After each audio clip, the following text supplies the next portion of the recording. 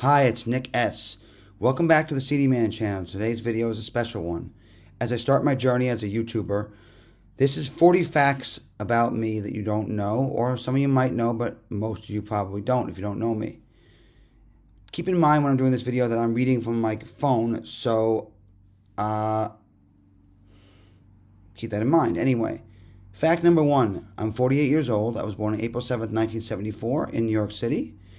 To Sydney and Renee Simon, and the number one song on my birthday was Benny the Jets by Elton John. Hence my love for Elton John. I have a form of autism called Asperger's, and have most of my life. Hence the fact I don't look people in the eye a lot of the time. Not saying I'm proud of, but hey, I learned to live with it. I've been married since May 2014 to a wonderful girl named Michelle Blumberg. And my wife also has a disability and learns things slowly.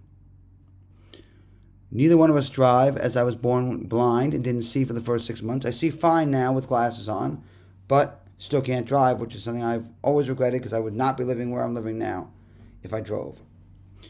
Anyway, I live in White Plains, New York, and have since 1999. I moved up there because of a close friend of mine who I went to high school and college with. Anyway, I lived in the same apartment for 21 years until last October when my wife and I, actually as of tomorrow, it'll be 1 year since we bought our dream house, moved in with a friend, Ben, and October 19th, we moved in and we haven't looked back since. Anyway, I haven't been working for now because of a medical condition, Crohn's. Anyway, I'm not retired, as I said in a previous video, but you never know. I'm close to it. The best way I can put it. I've been collecting compact discs since December 25th, 1990, when my mom got me a boombox. One of the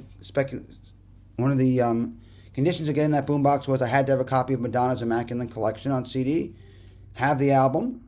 Still not the original copy I got in 1990, but I have the album. Anyway, hold on a moment. Anyway, don't officially have a count of how many CDs I own. However, I would guess between 20 and 30,000, probably closer to 20,000, but you never know. Between 2015 and 2021, living in a small apartment meant that I had to put most of my CDs in notebooks, with the jewel box being stored in storage. They're now in my garage in our house. However, I don't plan to take them out of the notebooks as it'd be a pain. Maybe one day, who knows. The CD and the booklet are in the notebooks for those who can have a booklet anyway. And the box is in the garage. Anyway, hold on. That's number 11. Number 12 is I don't have a favorite type of music. I listen to almost everything. But I'm a big fan of the Billboard Hot 100 and other Billboard charts. My idols are Casey Kasem and Joel Whitburn. Very shaken by Joel's death recently. Anyway, I collect charts and stuff, and I am trying to get every top 45 record of the 1980s and every chart record on compact disc for the 1990s. I would say for the 90s part, I have about 75% of those records, including, I believe, every top 40 record of the 1990s. In my New Music Finds videos you'll start seeing tomorrow, you will see those top 90s charts as I keep getting them into shape. Anyway, some of the artists I have complete collections from are AC/DC, Bruce Springsteen, Prince, Madonna, Tom Petty, U2, Garth Brooks, Bob Dylan, and Neil Young. It doesn't include deluxe box sets, as I don't collect many of those except for my favorite artists. So if you got a box set like the Beatles one, where it's got 4 CDs or 2 CD version, I usually keep the 2 CD versions. I'm not spending for the multi versions. There are exceptions though. Prince is one of my favorite artists, so Sign of the Times, when he did his 8 CD box, I bought it. I own vinyl, however I don't collect them on a regular basis. Though I do get the 45s and I do have a record player. I have a Project Debut Carbon Evo, which I got last fall. Great record player. Absolutely fantastic record player. Surprisingly, I don't go to many record stores as I don't drive, can't get to them, and have not a problem. I'm not anti-mask, but don't react very well to wearing one. So I can't travel in New York City to go to record stores. I have a friend, Danny, who takes me to record stores sometimes. I'll list some of my favorites later in this video, but I don't go on a regular basis as there aren't many in my neighborhood. However, there were when I moved up here. There are not many left here in White Plains. In fact, there are none. There are places that have record departments, music departments, but not record stores. I'll get to those in a moment. I get most of my CDs from Amazon.com, Discogs, and eBay. A shout out to Discogs because I love the fact that they give you the condition of the record. I prefer my stuff in better condition. When I do go to record stores, in Manhattan, my favorites are Generation, Academy, and especially Book Off. And in Westchester, when my friend Danny takes me to record stores, we've got, let me see if I got a list here, hold on. Okay, Dark Side in Poughkeepsie, best record store I've currently open for new vinyl and CDs. Then we've got Marquee Records in Tarrytown, next to the Tarrytown Music Hall. Big Jim's in Buchanan. Rhino and Rocket No. 9 in Kingston. Rhino also has a location in New Paltz. Disc and Dat in Bethel, Connecticut. And Generosa in Brookfield, Connecticut. I have an audiophile and listen to my music on a Bose Lifestyle system that I bought when I was living in the apartment. Bose is perfect for an apartment, not so great for a house. However, I added a Marantz CD player, the 6007, I believe that's the name of the CD player, which makes the Bose sound 20 times better. I also have a Marantz receiver with a Sony 4K player in my media room that my wife watches TV in, and it makes my SICDs pop and CDs sound even better than the Bose system. However, my wife likes to watch TV in there, so do I get a lot of time to use my good system for the music? No. Okay, anyway. I prefer not to stream music. Now, I will buy a digital title, and you will see in my upcoming videos, I will show you the disc with a label maker label on it saying I burned the CD to a disc. I will never, ever, unless the album's too long to fit on a disc, buy an album from a digital site and not put it on CD. I have to have a physical copy in my collection. I even try to go to eBay, and if they have a mixtape version of a digital-only album, I'll buy it there. My biggest collection is the one I have in my living room, and that is, our living room, is the number one albums on the Billboard 200 albums chart from 1970 to the present. That includes digital titles, which I either got, as I said before, from the store in eBay as a mixtape, or that I burned to CD myself. And that includes the elusive, hard-to-find Hope for Haiti Now compilation, which hit number one in 2010, that was out for about 3 or 4 days before iTunes took it off their site. Anyway, I own them. Now, that it does include the 2 albums that were number one in 1969 and into 1970. Those 2 albums are Abbey Road by the Beatles and Led Zeppelin 2. And those are the albums that are on my phone, if anybody ever wonders what's on my phone. The number one albums. And a playlist that has 1 track from every number one album. I tried to pick the biggest track from every number one album, but sometimes I had to pick a favorite. Not an easy task. Anyway, I do not like the cloud, so when I download my music, it's straight to the computer on a disc. I have 2 disc drives next to me here, and then I plug my phone in and let it put the music on my phone. Never the cloud. I had problems where there was missing music from albums like Songs in the Key of Life by Stevie Wonder and others, where they were not showing up on my phone, so I don't use the cloud. I have friends like my friend Dan who love the cloud. Good to them. I'm not against it. I just don't use it. Now, I'm not against streaming. I don't mind streaming, but I don't use it on a regular basis. Only when I'm out. I do have a playlist, which I'll get to in a moment. On my, when I do use streaming, I use Amazon Music and I use Spotify. Although I'm not crazy about Spotify. Shame on you, Neil Young, for deleting your music from Spotify. There's a chance in the future I might get rid of it again. Anyway. The playlist I have in my streaming service, which I'll make a separate video for, is Album of the Week. Starting in the beginning of January, with the first week in January of 2022, I picked an Album of the Week. Now, my qualifications for that Album of the Week are, it must be a brand new album. Now, archival albums are not eligible, except in special cases.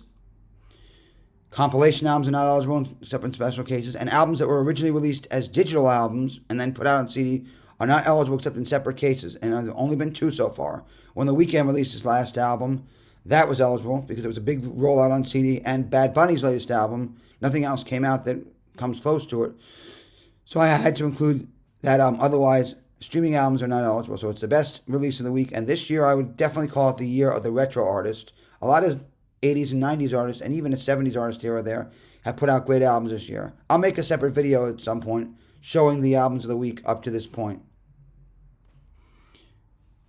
As for my that's my number one collection. Try to get the most. Okay. As for the number one collection, I try to get the most up to date single disc version of the albums, which means if the artist comes out with a new version of the album on single disc, I get it. If it's a deluxe edition, like Def Leppard has 2 deluxe editions of Hysteria, no, I only have the single disc version in my number one collection, and the deluxe version are downstairs in my library, which I will show in a separate video. Anyway, it's the newest one,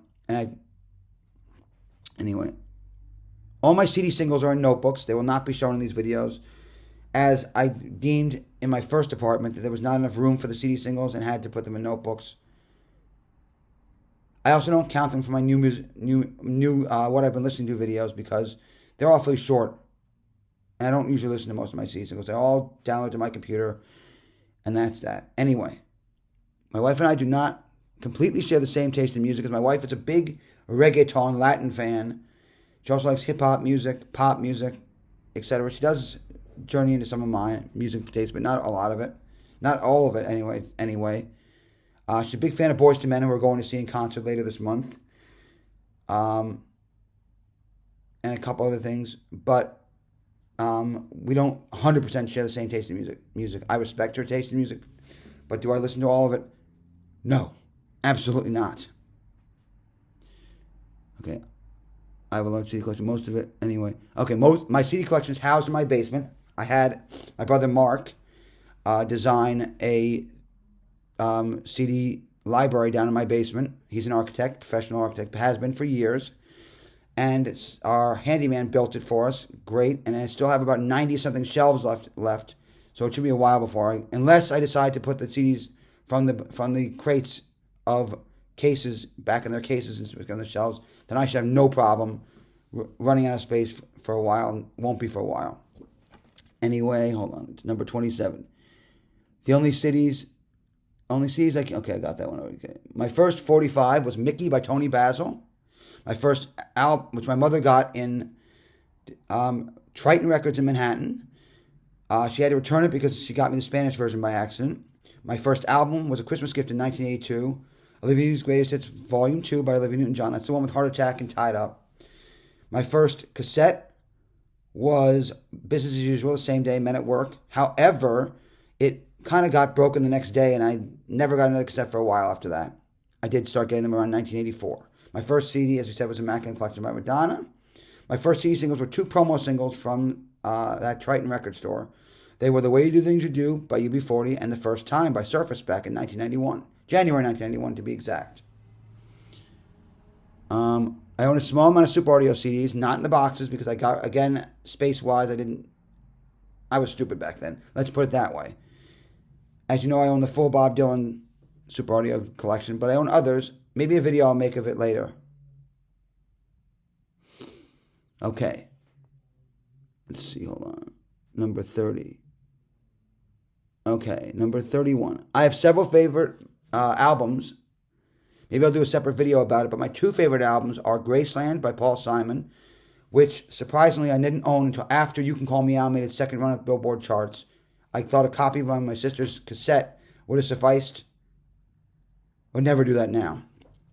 Anyway, and a Yo-Yo Ma album playing an Ennio Morricone music, which I own on dual disc, regular CD, and vinyl. Absolutely fantastic record. One of the most perfect sounding records I've ever heard.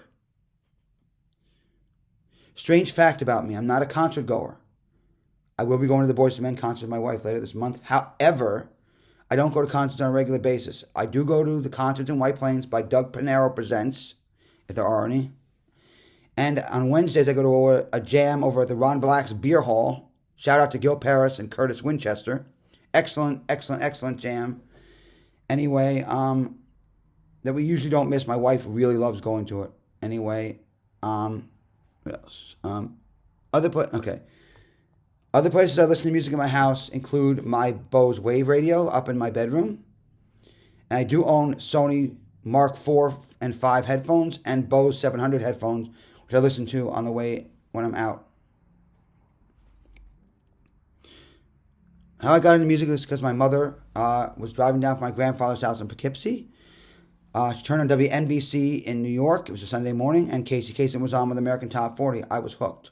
On October 30th, 1982, I listened to my first complete American Top 40, which I've since collected the 45s for and beyond for that chart, which is probably my favorite Billboard chart that ever existed. And I was hooked ever since. Anyway, I don't follow any national countdowns now, though I do follow Joe Whitburn's book. Shame on Joe for not putting a complete book out and making it 2 parts for the new book. But the last Top Pop Singles book, I've got copies all over my house. Anyway, I met my best friend Danny, the one who I moved up to White Plains for, in 1986 at Camp War Bonnet. We've also gone to the Riverview School for about a year together, and we went for 2.5 years to college at New York Institute of Technology's now defunct Vocational Independence Program. We lived in apartments in Long Island together for about 9 months, and in White Plains, across the street from each other till last year. And now we both own houses in White Plains. We see each other at least once or twice a week, probably more than that. My most prized possession, in terms of my collection, is the Miles Davis Complete Columbia Albums collection. Funny fact about that is when it came out, Columbia said there was a defect in the box sets and offered me a new one if I sent information that I had proof of purchase. I sent the proof of purchase. Mine was not defective. So I gave the original box set to my friend Robert, who now lives in Florida, and I kept the original for myself. Robert, you got to steal a free Miles Davis box set worth about $300.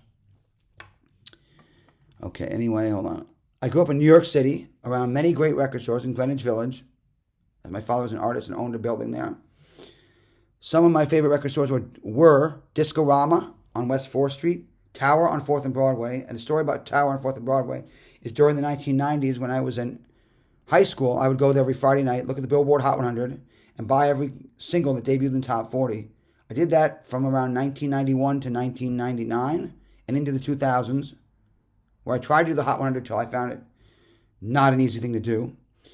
Anyway, I would go in and get the singles on cassette. I have a very large cassette single collection in my garage of all the singles from the 90s. I'm missing probably about 15 to 20 that I never purchased. Ice Ice Baby by Vanilla Ice being the hardest to find.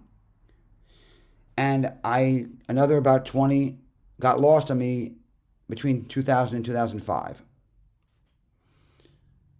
Other record stores would be Triton, as I said, over there on Bleecker Street. And Crazy Eddie when it was opened there on Avenue of the Americans. Of course, HMV and Virgin were also great as well. And Downstairs Records, shout out to Downstairs Records of yesterday in the 40s. They had a great 45 selection, and when I was looking for 80s 45s, at the time, don't have them anymore, they were the place to go to for them. Anyway, I own or almost every now CD released in the United States. Maybe I'll show them in a future video. I have a strange... Okay, hold on.